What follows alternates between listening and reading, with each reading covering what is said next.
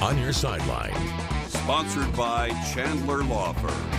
The odds of both North Augusta boys and girls making it back to state was improbable, but the fact that they did it 1 year later and are both heading home as state champions is remarkable. The girls repeating as Class 4A champs, while the boys finally get that elusive first state title trophy. The Lady Jackets back in familiar territory to start us off Saturday night. A fast start to the game was put to rest towards halftime.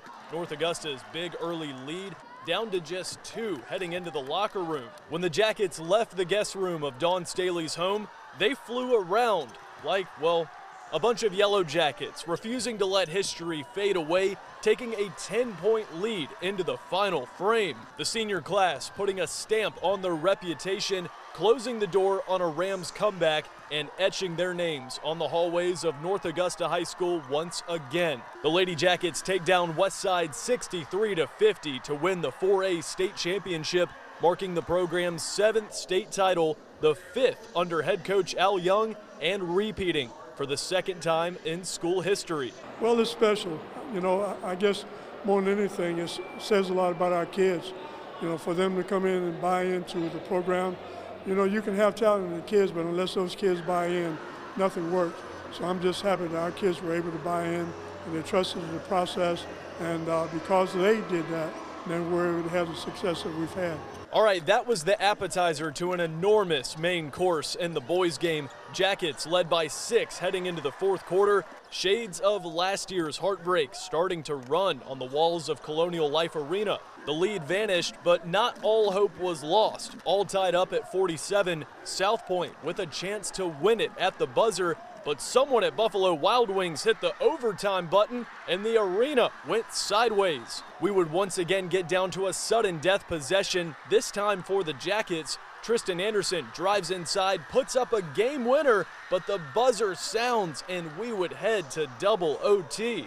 North Augusta quickly found new life, starting off on a 5-0 run, and it would be Quamarion Webb telling the Stallions to start up those horses. North Augusta outlasts South Point 64-56, winning the program's first ever state championship trophy. Tony Harrell overcome with emotion as the former Jackets ball player and now coach finally conquers the palm tree in his 12th year, also grabbing win number 400 on the career.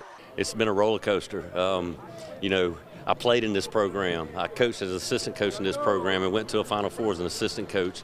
But to get here and win it is for everybody. It's for everybody that's ever put on a North Augusta uniform because it means that much to us. Now we're sending this postseason party to Douglasville, courtesy of Rodney Holder. Harlem, the Cinderella story that is still being written. The Bulldogs playing in their first Final Four in ages. A.J. Williams with 23 points Saturday night against Douglas. Harlem would go on to win 63-50, putting them in the state finals for the first time since 1969.